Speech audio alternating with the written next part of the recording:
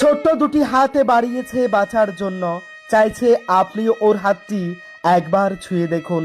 একেবারেই হতদরিদ্র পরিবারের কন্যা ইপ্সিতা, ভাঙাচোরা ঘর আর শুকনো জীবনের লড়াই নিয়ে মাত্র 11 মাসের কন্যা, আক্রান্ত SMA টাইপ 1-এ। হ্যাঁ জানি, আবারও প্রশ্ন জাগছে, আর কত?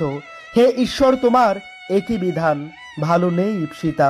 দুটো চোখ গড়িয়ে জল পড়ে শুধু। বোবা কান্না আর নিঃশব্দ চাহনিতে কখনো কেউ গেলে তার হাতটি শুধু বাড়ায়, একবার আকুতি করে, প্লিজ আমাকে বাঁচাও।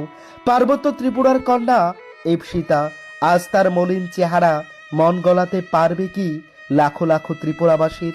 সেটা আমরা জানি না, তবে এখনো পর্যন্ত তেমন কোনো ফান্ড হয়নি তার। হাতে গোনা কিছু লোক ছাড়া লোকজন পা রাখছেন না তাদের উঠোনে। মাটির ঘর আর টিনের ছাউনির এক হতভাগ্যা মায়ের চিৎকার পৌঁছায়নি কারো দরবারে। দিন রাত মেয়েকে কোলে নিয়ে এক মায়ের আকুতি মিনতি, দয়া করে বাঁচান আমাদের এই ছোট্ট মেয়েটিকে। ত্রিপুরার কমলপুরে তার বাড়ি। এখনো পর্যন্ত সেই বাড়ির অভিভাবকরা দিশাহীন, কোথায় কি হবে জানেন না। সত্যি গন্তব্যহীন ইপ্সিতার জীবনযাত্রায় আমাদের এই ভিডিওটা হতে পারে ভালো কোনো মাধ্যম, পেতে পারে কিছু সাহায্য এই মেয়েটা, যদি আপনাদের পূর্ণ সাপোর্ট পায়।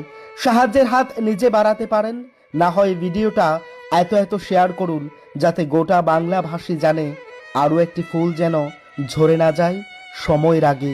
প্লিজ ইপ্সিতাকে বাঁচান।